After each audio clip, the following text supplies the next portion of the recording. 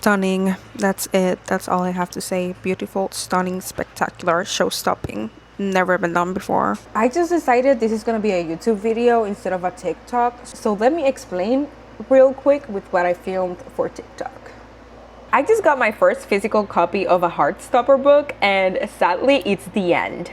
The book I got is the last one. I read all the other books except this one that just came out like days ago. So I'm gonna read it. So if you wanna read it with me, come along. Nick and Charlie really did get me out of the reading slump I was in. They reminded me what actual like having feelings for a book is like, and like being all giddy and happy. Like I haven't felt this way in years, okay? When it comes to a book. I have felt emotions and felt giddy about the book, but like they are rare and also not at this level. The emotions this made me feel made my day so much better. Like my days, the days that I was reading and watching everything from Heartopia from Heartstopper. It made me forget that I was depressed for a while. I'm not gonna lie. I woke up feeling happy because Nick had Charlie and Charlie had Nick. That's something special, okay? Not every book can do that. This is getting more serious. Like, I'm kind of sad it's ending when it's getting serious. I'm just in like the bed scene at the start of the book. Remember when I said things were getting stronger? More grown-up topics were being thrown around, or situations, I would say. I was not wrong. Let's just say Halloween party in the bathroom? Yeah, Halloween party in the bathroom. I saw things. Stunning. That's it. That's all I have to say. Beautiful, stunning, spectacular, show-stopping. Never been done before. They're already making dinner for each other. They are husbands. They don't know it yet because they're in high school, but that's what's happening. You know how in every like romance book or book when they're in high school or whatever and they're starting college, it's always the whole like, I have to move away, we have to do long distance, and I don't want to be that person. Like obviously the right thing to do always is to follow what you really want to do and don't like stop your dreams for a person. But it's just like the same old plot, and I feel like probably Alice Oseman, I don't know how to, she's probably gonna do it differently. I feel from what I've seen, like I like that Charlie is the one struggling. Like he's the one that's gonna leave, but he's the one struggling and not knowing who he is without Charlie, instead of just Charlie being sad that Nick is leaving, you know? Like it's different, and I really do relate to Charlie. I'm really interested in knowing how it's gonna work.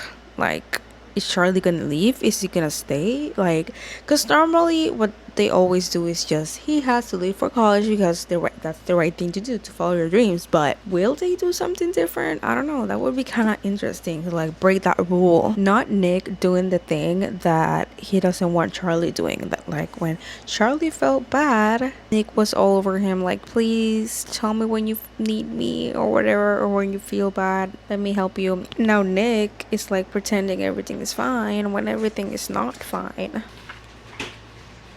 Hello, so it's the next day. I've had a long day. Last night I ended reading a lot, I guess. I always read pretty fast when it comes to comic books. I'm already halfway through. It's so sad that they go by so fast. Like I try to read them slowly, but I can't.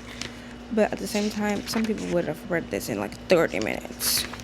Some people read really fast. I just read through a scene where Charlie and his sister are talking about like what's going on with Nick. So they had a big fight, and Nick, I relate to Nick so much. I just feel so bad for him. It feels sad to relate to him.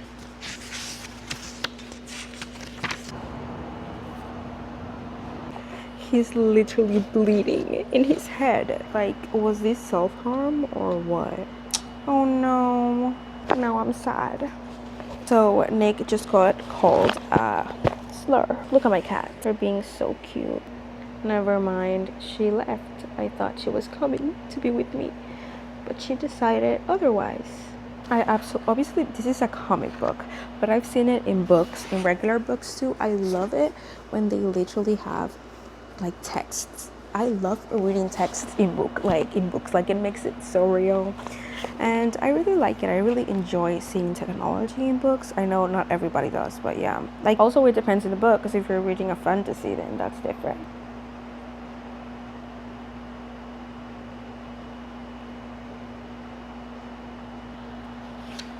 I don't want to be someone who punches people.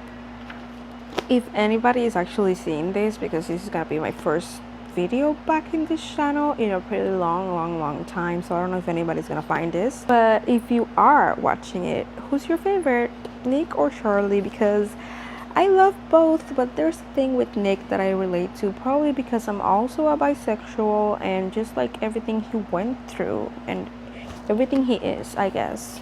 And also he's the perfect boyfriend. Like, I know this is literally the plot right now, like he always acts like the perfect boyfriend, but he is. I'm sorry.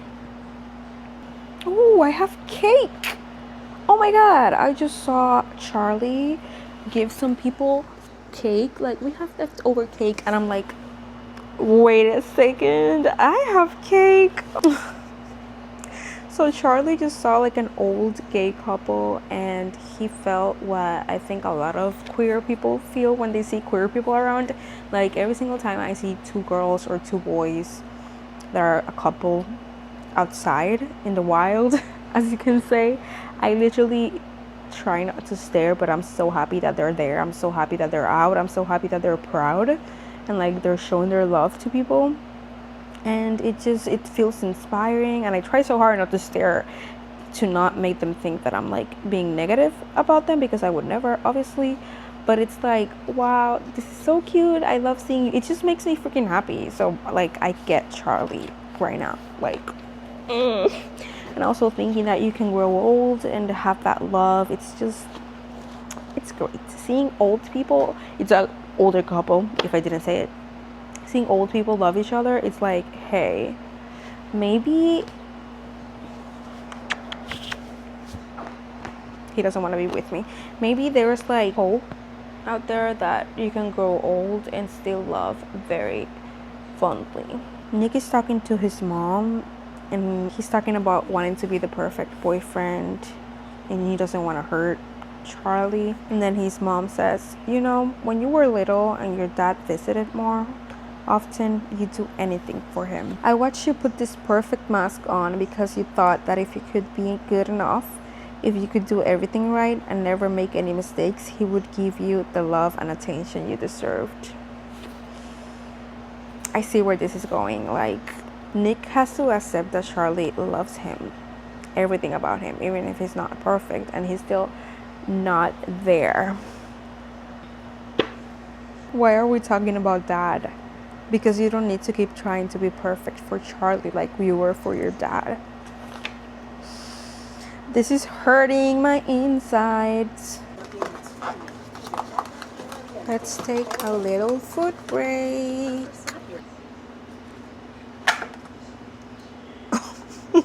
Okay. Now I have a cake just like Charlie.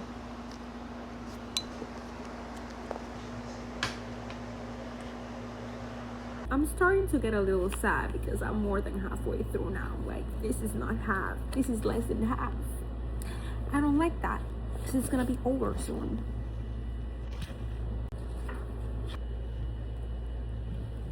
What is going on?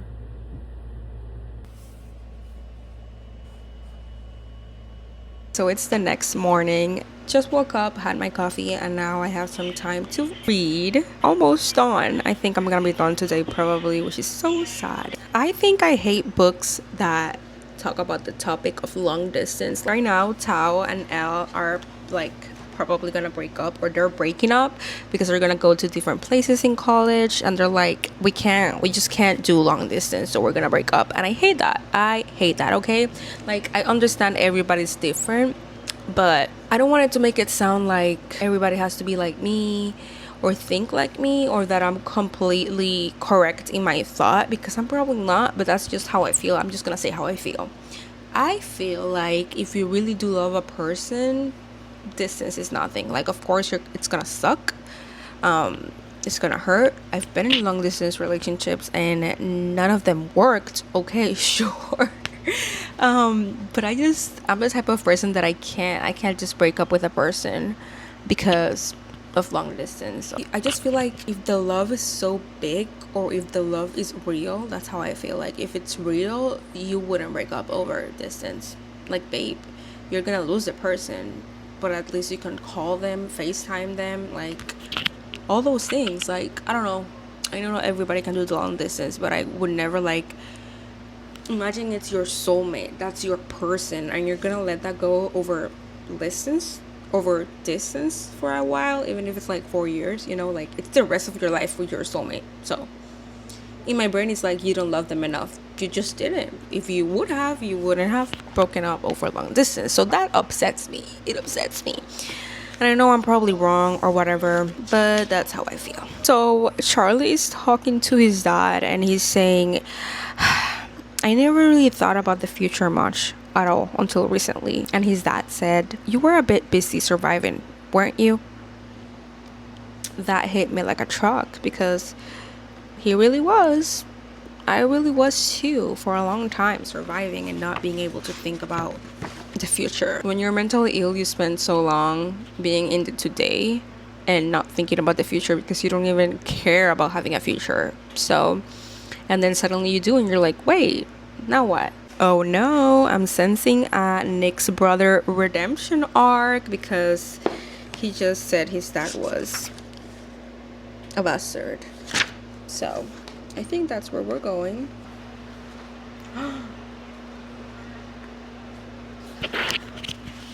He cheated. Oh my god, he just said I cheated. Nick's brother just said he cheated, just like that.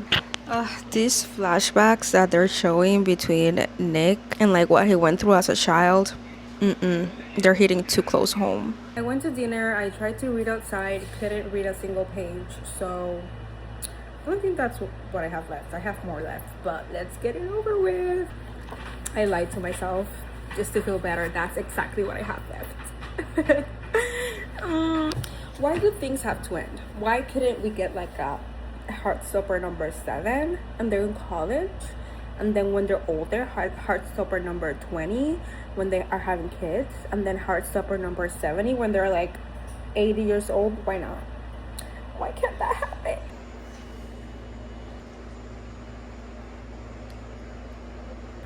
So I just saw in the epilogue, however you say that, Tao and Elle, and Tao went to surprise Elle in her school in Berlin.